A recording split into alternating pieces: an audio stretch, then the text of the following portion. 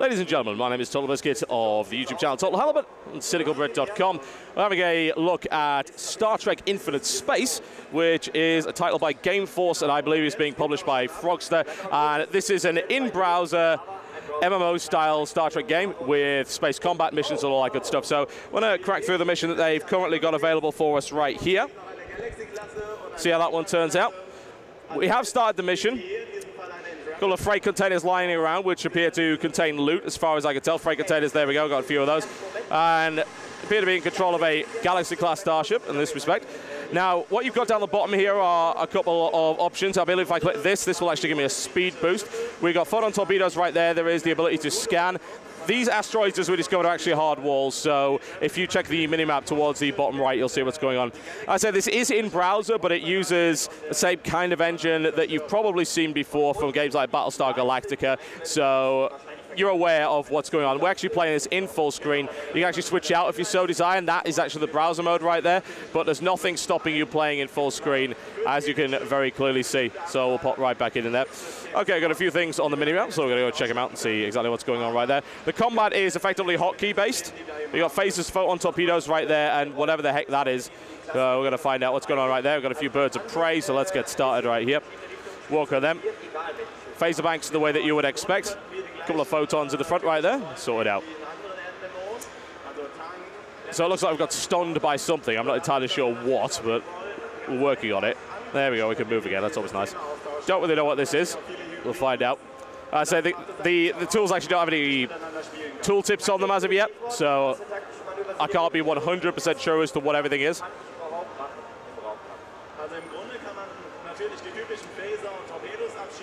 Photon torpedoes out there. So regards to the actual combat, fairly simple. WASD controls. Hotkey based right here. I would assume, yeah, indeed, 2 actually will give you the hotkey that you want. So you can do that. So in a respect, it's kind of similar to Star Trek Online, but it's from this top-down perspective, which, as far as I'm concerned, is quite nice. It does give the combat a good feel to it, nice flow. And it's not too fast either, which, as far as I'm concerned, is a bit of a problem for quite a few games. Anything that does Star Trek and has very, very fast movement is just not quite what we're looking for. I think we should just be able to make a run through here by using the speed boost. Except for the fact that these actually have tractor beams on them. That's useful information to know. I appear to be having a few problems right here. I'm not too keen on that. We'll deal with that as we pass by. So mostly this seems to be a selection of missions, and you can also go back into a crew mode, and you can talk to various different players. Ships are piloted by yourself and yourself alone, so no multi-crew ships as far as I can tell.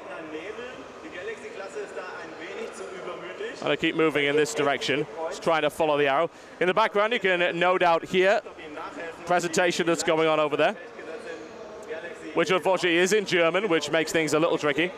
So we're just trying one of the booths right now. I got a bit extra speed on that. There we go.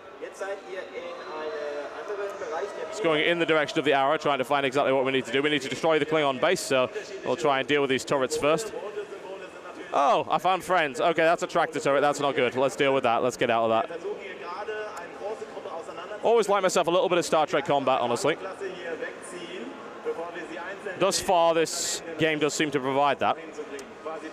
It's really weird to see all of these games actually going down the browser-based model, but considering what is actually available now in terms of the engines you can run in a browser, I can hardly blame them for doing just that. Makes the game very accessible. It really suits the free-to-play model, as it's after people that perhaps don't want to play an awful lot. They just want to play casually, and that kind of model works for anything that's got an in-browser engine. One of these things. I have no idea what that is, but it's a big explosion, possibly a tri-cobalt torpedo or something like that. And you can use the repair right there, which actually drains your energy down the bottom. I still have no idea what that is, because, again, it doesn't say, but we'll make our way through here. There we go. Oh, I have quantum torpedoes on this thing. Always wonderful. If you hadn't already guessed, folks, I'm actually a bit of a Star Trek nerd. Have been for quite some time. Played a lot of Starfleet Command 2, and of course Starfleet Command 3, which is not quite as good as the others, but hey, we'll deal with it. These guys are really starting to annoy me. I think the main thing about this is perhaps that it doesn't have any goddamn ground combat, which was the problem that a game by the name of Star Trek Online had. Not so good. Not what you're really looking for. Not a big fan of that at all. Okay, let's push ourselves forward a bit. We're supposed to destroy the Klingon base. Let's deal with these birds of prey first. Hotkey combat, I suppose, does kind of work for a Star Trek game. If I recall, yeah, I'm almost certain you could. In Starfleet Command, you can actually do an alpha strike, which will allow you to fire all your weapons at once. The thing is, this is kind of simplified. So your phaser banks, for instance, are on button 1. Your photon torpedoes are on button 2. This is actually even more simplified than Star Trek Online was, simply because Star Trek Online had the ability to have various weapon banks bound to different hotkeys, which was kind of neat. It was always good when you're trying to manage energy. Energy management in this game doesn't really seem to be a big deal. You've got your energy down the bottom right there. Let's check it. It actually doesn't drain if you fire your phasers at all. It does drain if you fire a photon torpedo, however. The Stream Runner class ships coming in right there. Once again, showing my Star Trek nerdiness as much as possible here. I don't get to show that off an awful lot, so it's always nice to do. There is also a scan right there. I don't really know what that actually does. Doesn't seem to really help. Maybe it's a buff of some description. No, I'm trying to fire on my own guys. You can't blame me. I haven't seen a Stream Runner class ship in ages. Okay, now we're going to try and make a run at this Klingon base over here. Onward for great justice. Ouch, that looks ugly. Let's fire on it.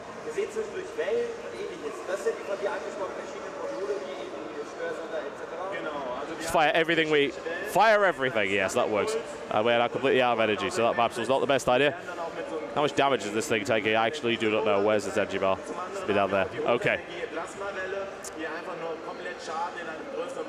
I've sadly been locked down, which makes me extremely upset. I can't help but notice my allies are actually doing nothing at the moment.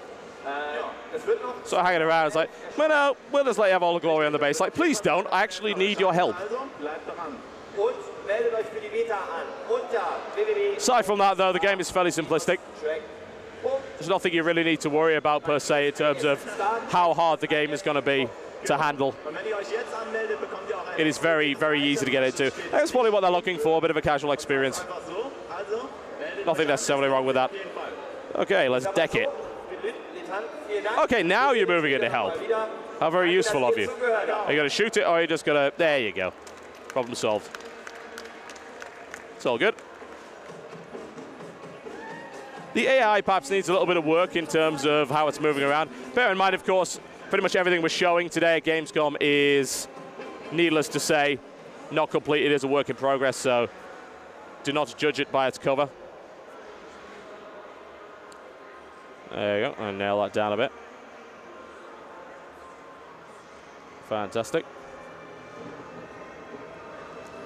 Try and bring this Klingon base down, and then once we've done that, we can perhaps have a look and see what's going on otherwise. Loud noises! The best kind of noises, folks. Kind of to be expected. There we go. Down you go. And that, ladies and gentlemen, is the mission done.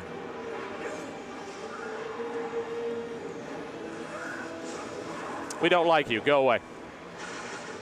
Wow. He looks really bored. Back to space dock in 18 seconds, and we'll have a look at space dock and see what exactly is going on there, and then we should conclude this little foray into infinite space. Very soon. It's always nice to see more Star Trek games being produced. I'm not entirely convinced by the caliber of them all the time. I mean, Star Trek Online had some good moments, and there were other things that were terrible. And there you go. That is the mission. So that's a quick look at Star Trek Infinite Space. It's a top-down MMO-based shooter.